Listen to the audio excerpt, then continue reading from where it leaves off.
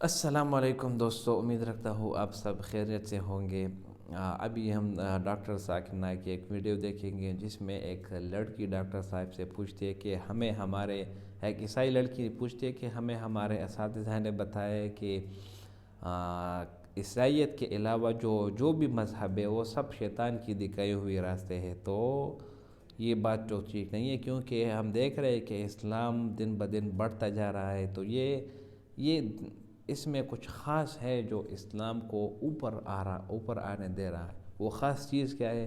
तो वीडियो को पूरी देखें और इसके बाद हम इसके ऊपर बात करेंगे। A very good evening, doctor. My name is Reva, and I'm a psychology student as well. The 9/11 question was from my sister, but I'm not talking about 9/11. I have a separate question, and I'm having a sore throat, so I'll make the question quick before I run out of my voice. Well, I went to a Christian school, and there I'm surrounded by a very good number of narrow-minded people, and their narrow-minded people's beliefs are anything except for Christianity is devil worship. So according to them, everything is devil worship.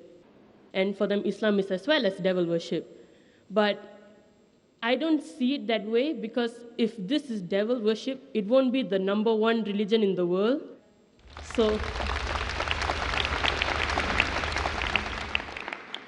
clearly there's something in Islam that Christianity doesn't have, which is why it's such a achieving and a lot of people are in it. So my question is, I want to know what that something is.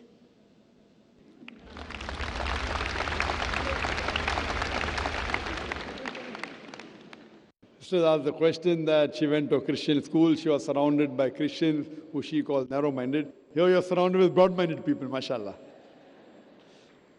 So she says that Christianity says everything besides Christianity is devil worship. But she says that Islam is the fastest growing religion, maximum followers. So what is it, the in thing, that people are inspired towards? Sister, I've been in this field for dawah for more than 20 years. More than 20 years I've been in this field of dawah. And I've met many people who have reverted to Islam, from Christianity, from Hinduism, from Buddhism, from Sikhism. And each one is inspired by different things. But the most common factor among the people who accept Islam in my survey is the belief in oneness of God. The other people theoretically say, Ek Ishwar, Ek Paramatma, but practically they don't follow it. Christianity says believe in one God, but they say Father, Holy Spirit, and the Son. They talk about one, but they practically believe in Trinity. So Islam is the only religion which speaks and practices Tawheed, monotheism. So this inspires a person about the one true God, unity. And unlike other religions where you can see that, gods fighting among themselves, one God is taking the help of another God, and the devil can defeat the God. So all these things, a normal person thinks is illogical. How can God be defeated? How can God die? In some religions, God dies also. So if God dies, then who rules the world? So when you see all these things logically, people normally blindly follow. These blind beliefs are not there in Islam. Therefore, Quran says that, do you not understand? This is for men of understanding. Even in my talk I said that God Almighty made the heavens and the earth and made in colors and languages. Verily, it's a sign for those who understand. Quran is a book which convinces the logic. In spite the media today being against Islam, you can imagine the power that the amount of billions and trillions of dollars they're pumping against Islam to degrade it, yet it is the fastest growing religion. So that's a miracle. Allah says in the Quran, in Surah Imran chapter 3, verse 54, Makaru makarallah wallahu khairul makirin. They planned and plotted, Allah too planned. Allah is the best of planners. So in this way, the major factor is that Islam is the most logical religion. There may be certain things which they may feel, oh, it's bad, it's like that. But when they come close to it, like today, Islam is maligned. One thing is terrorism, second is that there are no women's rights. If there are no women's rights in Islam today, out of the Americans accepting Islam, 2/3 are women. So why are the American women accepting Islam? Out of the Europeans accepting Islam, 2/3 are women. If Islam is a religion which does not give rights to the women, then who's forcing the European and American women to accept Islam? because they find the security. They have been and seen the world and lived, talking about liberalization and modernization. They realize the real spirit is there in the religion of Islam. So when they really practice, some people may really get inspired, okay, because there's hijab, I want to accept Islam. Some people only hear the adhan and they accept Islam. So people have different things, but the main thing, the core factor is the Tawheed. So whatever they're inspired by, once they come to Tawheed, the oneness of God, He is our creator, He is our sustainer, He is our cherisher, which was the core factor of my talk today. Then, and these people who accept Islam, they become more practicing than those people who are born in a Muslim family. Sister, do you believe there's one God? Yeah, I do believe there's one Do you God. believe idol worship is wrong? Excuse me? Do you believe idol worship is wrong? Yes, Do you believe Prophet Muhammad is the messenger of God? I want to. So why don't you? Because I'm not inspired yet. I want to be inspired. It's nothing like inspiration. If you say you want to, if somebody is stopping you from. Myself, I want to be inspired. I want to know that that is the truth and That's the only right. So truth. maybe you coming to the lecture is not enough inspiration. You coming to the microphone to ask this question is enough inspiration for you, since you believe there's one God, since you believe idol worship is wrong, and if you believe in Quran. Have you read the Quran? No. I would request you to read the Quran, and if you read the Quran, you'll understand more about Islam. And I had given a talk yesterday, Muhammad Sallallahu Alaihi Wasallam in the various world religious scriptures. And I gave quotations of Prophet Muhammad mentioned in the Hindu scriptures, in the Christian scriptures, in the Jewish scriptures, in the Buddhist scriptures. Only if you read, since your background is Hinduism, I believe, Christianity. If your background is Christianity, have you read the Bible? Yes, it was a subject in my school. Fine, I'll just give you the references. Prophet Muhammad, peace be upon him, has been prophesied in the Old Testament and the New Testament. In the Old Testament, he's been prophesied in the book of Deuteronomy, chapter number 18, verse number 18. In the book of Deuteronomy, chapter number 18, verse number 19. In the book of Isaiah, chapter number 29, verse number 12. In the Song of Solomon, chapter number 5, verse number 16. For details, you can refer to my video cassette. He's also prophesied in the New Testament. In the Gospel of John, chapter number 14, verse number 16. In the Gospel of John, chapter number 15, verse number 26. In the Gospel of John, chapter 16, verse number 7. As well as Gospel of John, chapter number 16, verse number 12 to 14. I'll just give you one prophecy to make it short. Jesus Christ, peace be upon him, said in the Gospel of John, chapter number 16, verse number 12 to 14, he said, I have many things to say unto you, but ye cannot bear them now. For he, when the Spirit of truth shall come, he shall guide you unto all truth. He shall not speak of himself. All that he hears shall he speak. He shall glorify me. So this prophecy of Jesus Christ, peace be upon him, I have many things to say unto you, but ye cannot bear them now. For he, when the Spirit of truth shall come, he shall guide you unto all truth. He shall not speak of himself. All that he hears shall he speak. He shall glorify me. This refers to no one but Prophet Muhammad, peace be upon him. Because it says, he shall not speak of himself. All that he hears shall he speak. And you know the history of Prophet Muhammad, peace be upon him, that Almighty God gave the revelation to Prophet Muhammad, most of it through Archangel Gabriel. Whatever he got, he repeated verbatim. And he shall glorify me. If you see, there is no messenger of God, no person who claimed to be a messenger has ever glorified Prophet Jesus except Prophet Muhammad, peace be upon him. So it's mentioned in the Bible that this man to come, he will glorify me. And all the other references I gave you, it is pointing out to the coming of the last and final messenger, Prophet Muhammad, peace be upon him. And even the Quran says, it's mentioned in the Quran in Surah Saf, chapter number 61, verse number 6, that Jesus Christ, peace be upon him, was sent as a messenger to the Bani Israel, to children of Israel, to the Jews. And he said, I give you glad tidings of a messenger to come whose name shall be Ahmad. And Ahmad is the second name of Prophet Muhammad, peace be upon him. Prophet Muhammad, peace be upon him, is not prophesied only in the Bible, Old and New Testament. Is even prophesied in the Vedas, in the Puranas, in the Hindu scriptures, in the Parsi scriptures, in the Buddhist scriptures.